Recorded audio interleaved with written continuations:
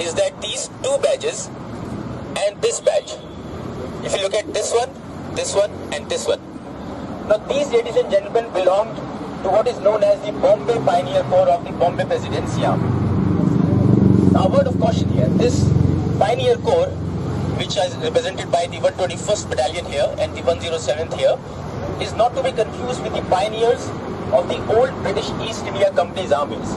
Those pioneers who used to fight these battles for the British East India Company, and those pioneers who are the actual forerunners of the sappers and miners. No, the year 1888, when the 28th Bombay Native Infantry Battalion of the Bombay Presidency Army, as we are aware that the British during the East India Company's time, before the first War of Independence, and that is how the first Bombay Pioneer Corps came into being.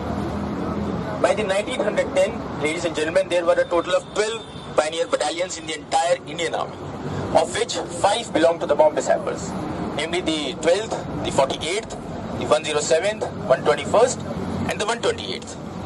Now, something very, very interesting about of the Bombay Army. Colonel Tugwell, who was an ex-commandant of the Bombay Pioneers and a great hero himself, has written a 600-page worded history. It's a 2 minute itself.